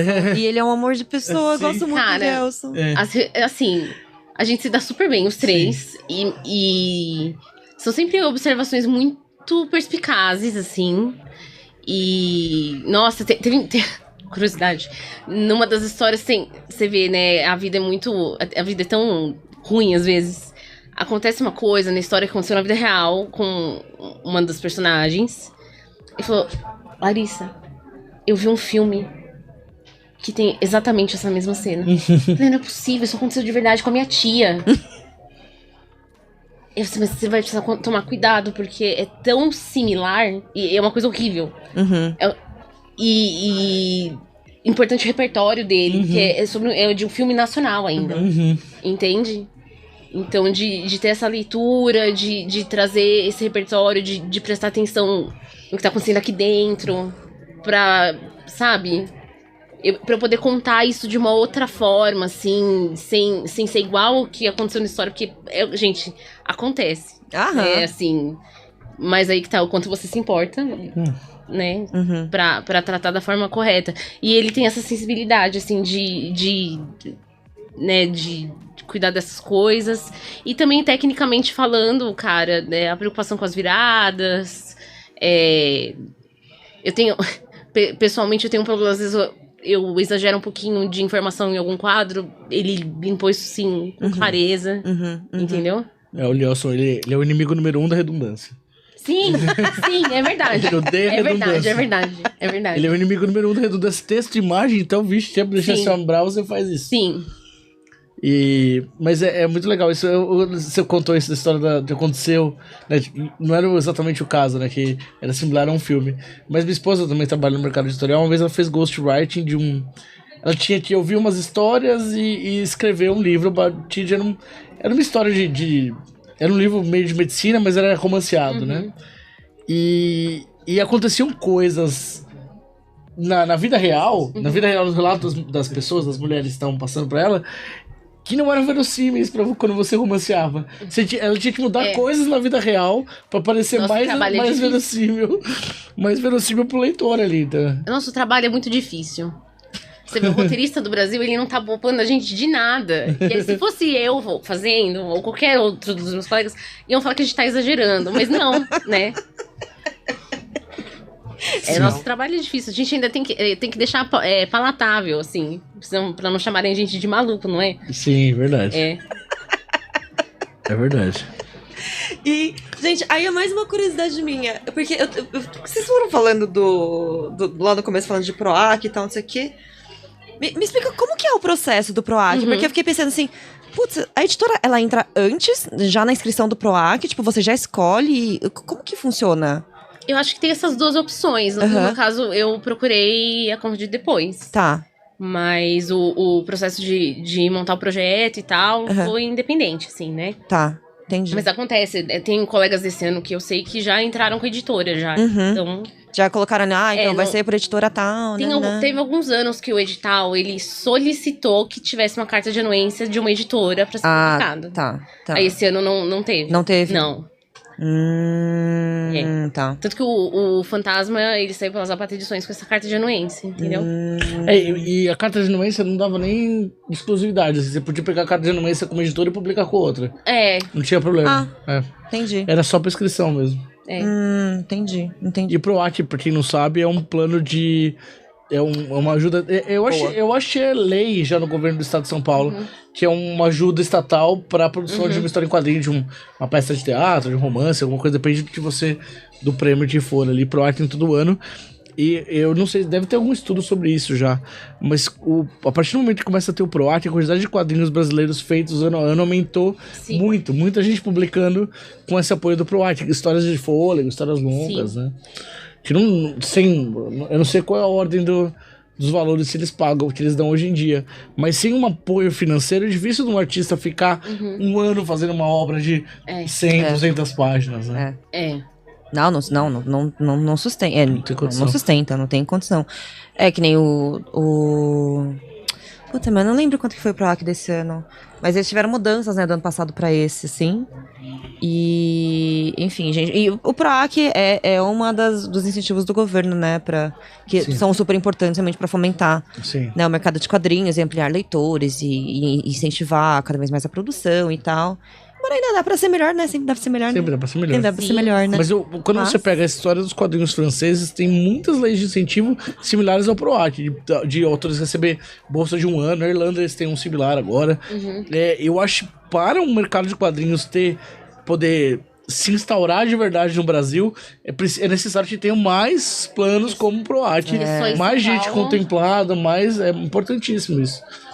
Mais outros estados, né?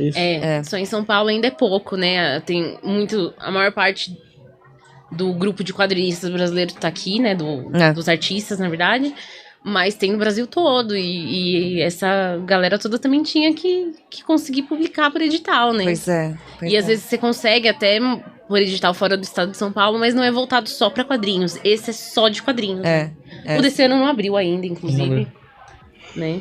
Senão você concorre com tudo. Todas, né? Enfim. Teve bastante esse problema com a Lei Aldir Blanc em municípios, por exemplo. Que você inscrevia um projeto e concorria com peça de teatro, concorria com um show, gravação de CD. Aí quadrinho, sei lá, né? Acaba ficando mais esquecido no churrasco também.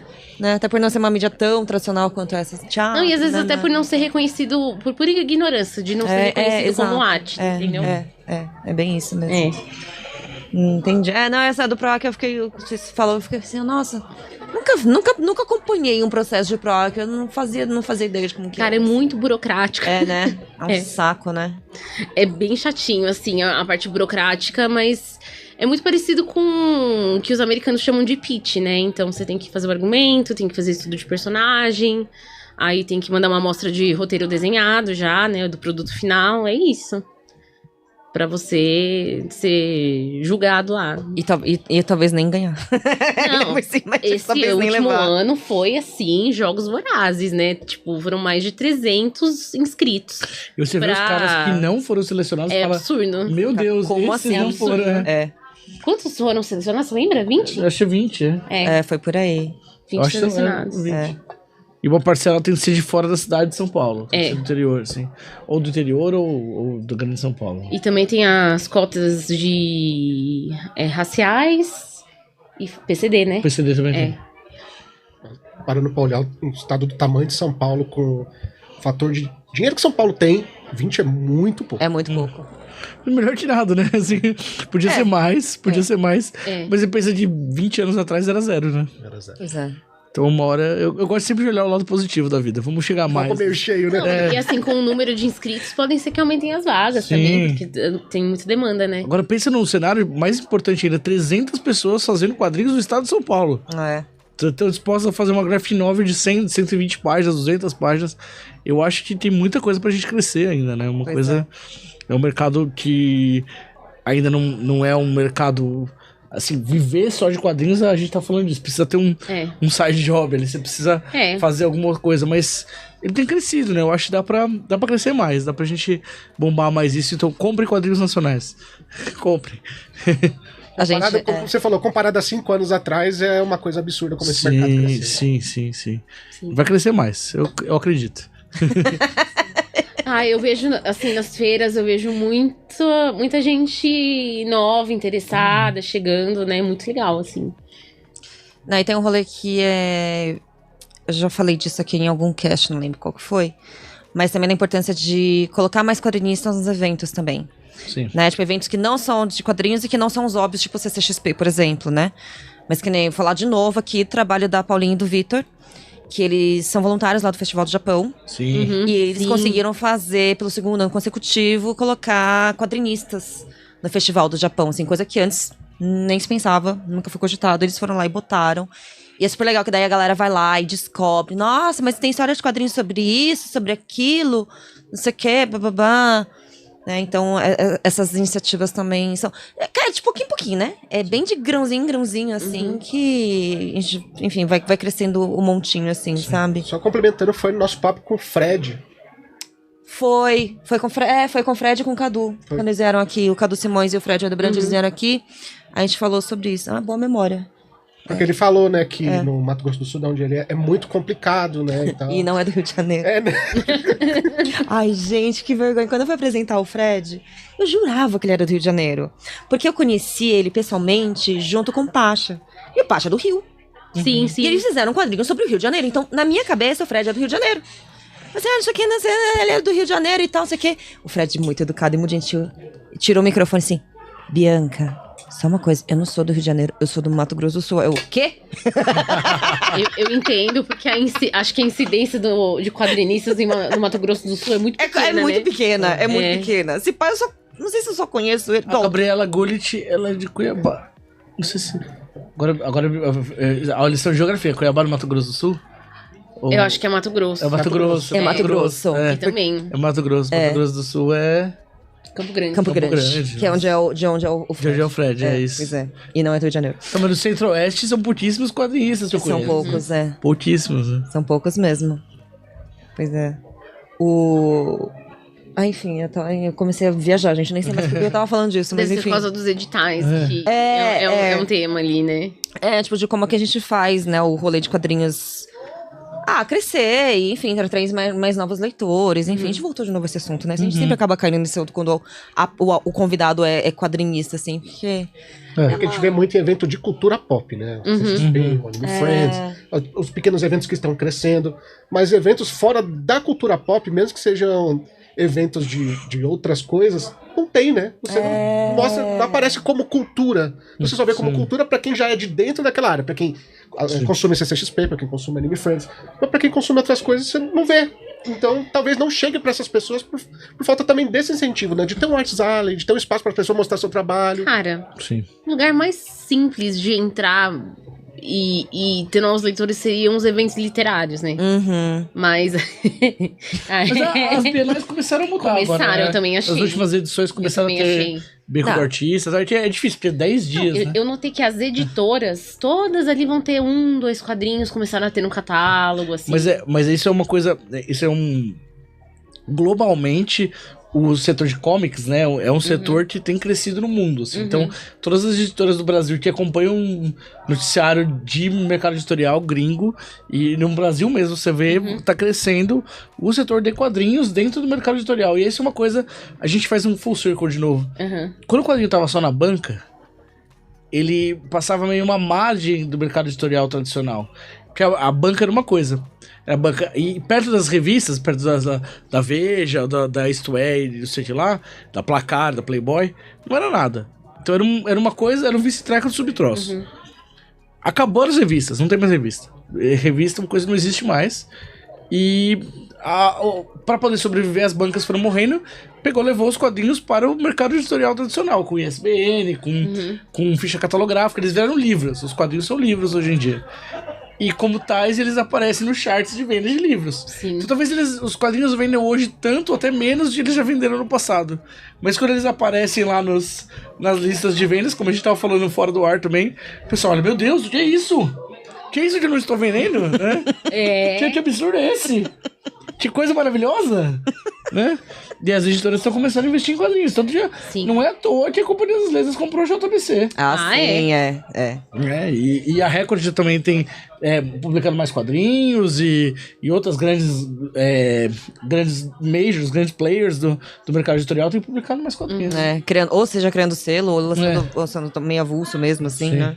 É que você olha pra uma Amazon e você vê um quadrinho no top 1, top 2 direto, algum movimento vai acontecer ou a Sim. editora vai ficar pra trás também, né? Exatamente. Ah, pois é. Exatamente. E especialmente mangá, né? Mangá é o grande. É o grande nau capitânia dos quadrinhos, né? Vai levando os quadrinhos pra cima nos charts. O lance também é como fazer o leitor de mangá também se interessar por outros tipos de obra, né? Não ler só os quadrinhos japoneses, Sim. né? Sempre houve uma barreira dos dois lados. Né? É, pois é. Sempre Sim. rolou. Sempre rolou. Mas eu acho legal um negócio, eu não sei, eu precisaria fazer uma pesquisa pra afirmar isso contundentemente. Mas esses autores brasileiros que fazem quadrinhos com estilo mangá, digamos assim, com estilo inspirado no jeito que fez os mangás, eles têm vendido muito. E eu acho que eles estão vendendo para os leitores de mangá. Então, se os leitores de mangá estão dispostos a ler os brasileiros que fazem estilo mangá, talvez eles estejam dispostos a ler os brasileiros que não fazem estilo mangá. Algum momento da vida, né? De novo, eu gosto de ver o copo meio cheio. Talvez é só a maneira de se chegar nesse consumidor em potencial. Pois né? é. Você vender.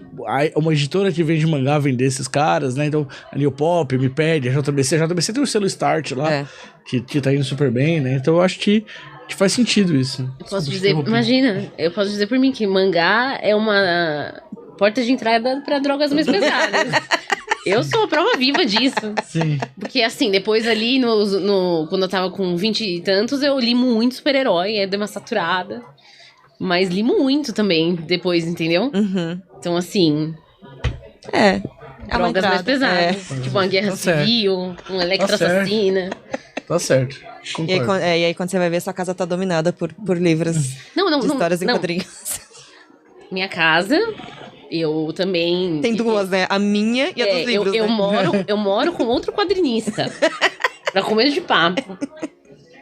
É intransitável, tá? Já, assim, tá? É complicado. E eu vou sair daqui levando mais livro. Eu sei. Vai ser importante a gente comprar quadrinho digital também. A Conrad tem uma linha de quadrinhos digitais muito boa. Compre quadrinhos digitais. Que né? não ocupa espaço. Não ocupa espaço. Na sua sala, do seu quarto, né? Sim. Você só não pode emprestar, né? É difícil de emprestar. Você pode emprestar o Kindle inteiro, o celular. Mas Você falou dos quadrinhos digitais, é até interessante comentar. Como que você tá vendo esse mercado? Porque lá fora é um mercado que já deu certo há muito tempo. Aqui tá em câmera mais lenta, né? Então. E é uma coisa louca, né? Porque não dá mais pra você dizer que é o futuro. Porque tem o primeiro Kindle chegou no Brasil em 2012. Estamos em 2025. Não dá pra dizer que é uma coisa nova, né? Não dá mais pra dizer que o quadrinho digital é uma coisa nova, o livro digital é uma coisa nova. Não. Uma coisa que existe e não decolou. Agora, vai ficar sem decolar pra sempre? Não sei. Eu só sei que cada vez mais a gente tem menos espaço em casa. Cada vez mais é mais prático você comprar e ter direto no seu celular. E cada vez mais a gente tem uma geração de gente habituada a ler no celular, a ler estar no celular, estar nas telas, né? Então eu acho que é um caminho, mas ainda não aconteceu. Eu não sei se vai acontecer, mas eu creio que... Mas, de novo, minha crença é que vai acontecer. E talvez daqui a 10 anos, talvez daqui a 15, não sei. Mas é preciso ter o digital. Você não pode abrir mão da publicação digital, sendo que você tem os direitos. Então, isso vale para os colegas editores. Comprar os direitos de uma publicação, mas não quero digital. Se tiver incluído, publica.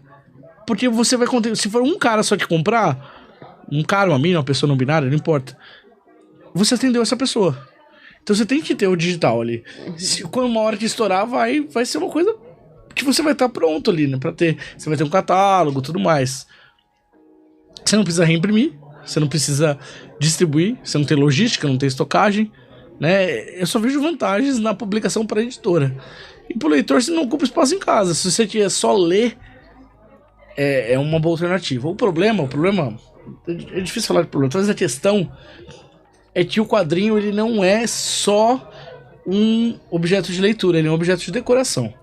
Isso é uma coisa que é um fato que a gente não pode negar e não pode dourar a pílula. É decoração também. As pessoas não se preocupam tanto com as lombadas à toa, né? Pois é, exatamente. O pessoal gosta. O Samir, meu amigo, trabalhamos junto na Samir, na Panini. Ele postou uma foto da coleção dele essa semana e o primeiro comentário que coleção bonita. É isso, porque é uma coleção bonita do Samir mesmo. Samir, um beijo, você tá assistindo. Coleção linda, mas as pessoas gostam de ver. Gostam de ver a lombada formando desenho. Gostam de ver que eles são lindona de último com um slipcase do Pipoca Nanquim, não sei o que lá. É objeto de decoração também. Então você tem que entender o que você está vendendo. Qual é o produto que você está vendendo?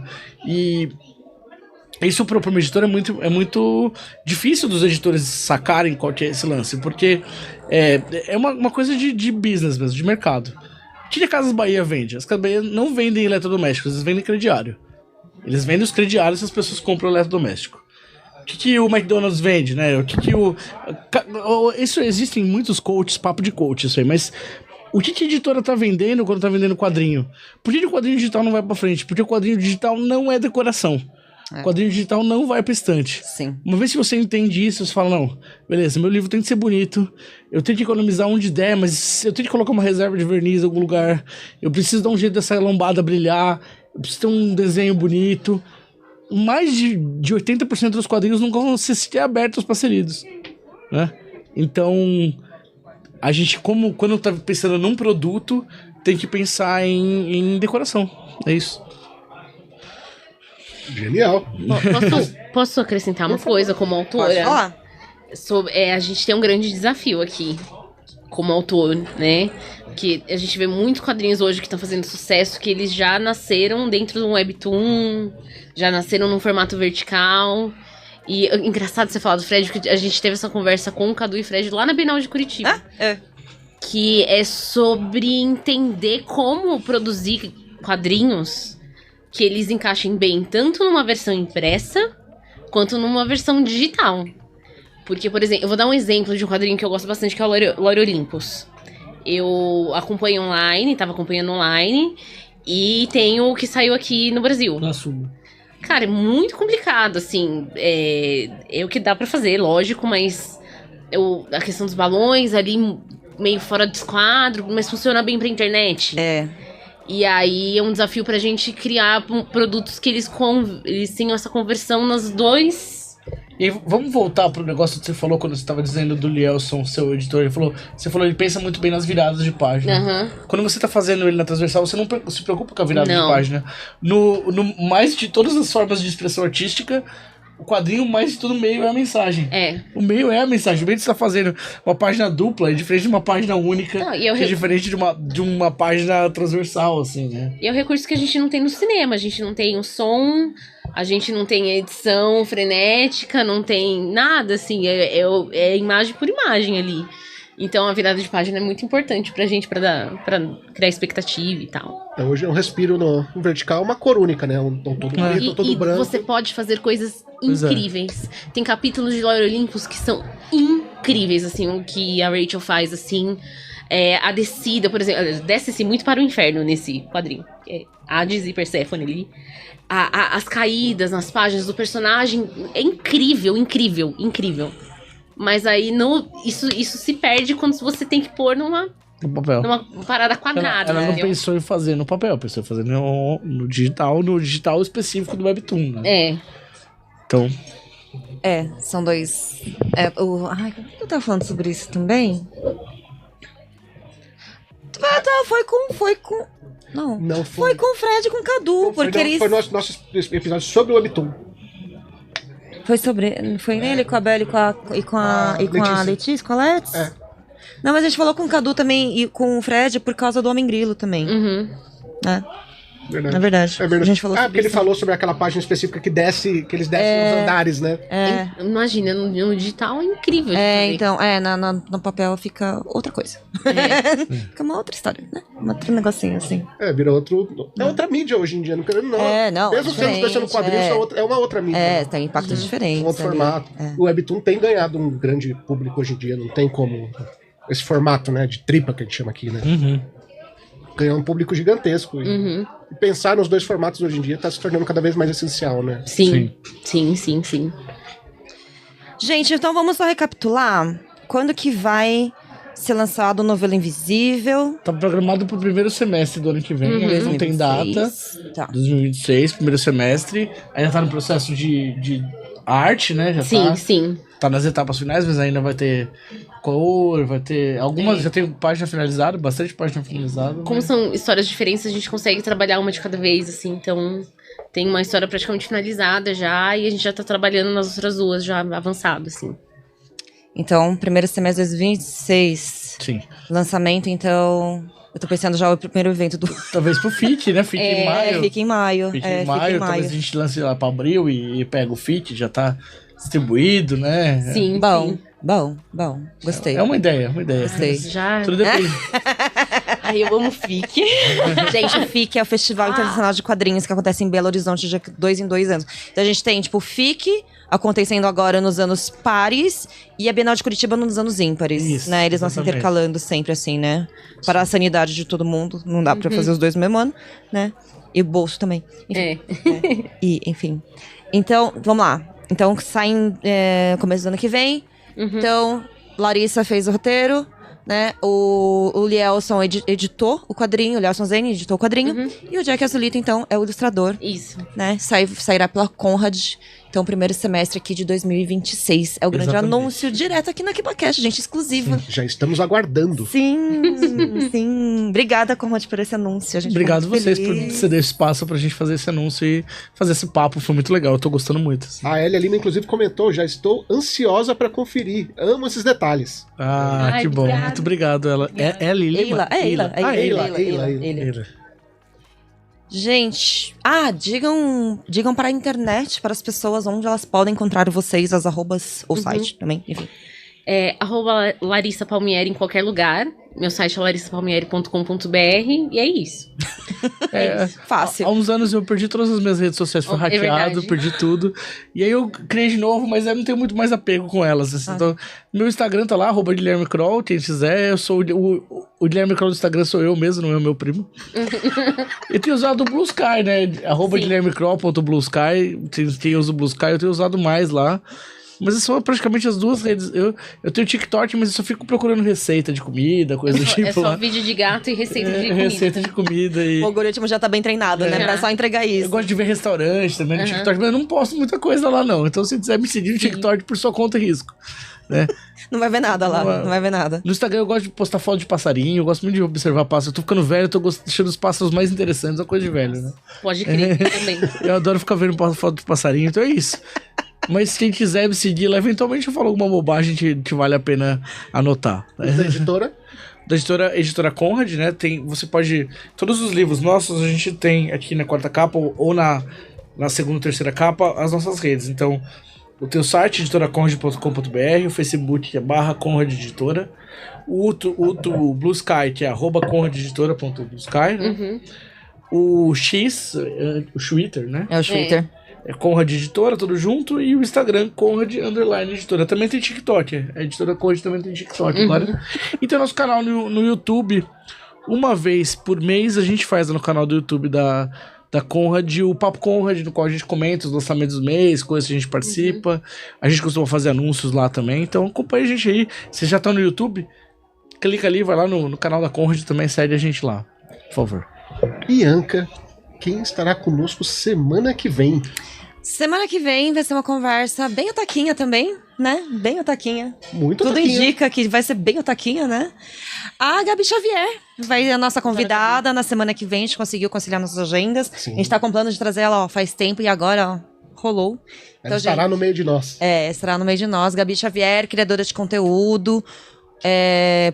Procurem por ela, se você não conhece, pra você já ficar por dentro e assistir e curtir essa conversa com a gente. Exatamente. Não é mesmo? Quero agradecer a presença dos dois, foi incrível. Obrigado. Agradecer a Obrigada, Manu, gente. né? Foi espetacular. Obrigado. Obrigada. Já estamos ansiosos. Sim. Vem Primeiro aí. semestre, vem aí. E Bianca, essa semana tá rolando aí a Semana Geek, né? Pois é, gente, eu tô aqui, né? Inclusive, eu tô devidamente trajada aqui, né?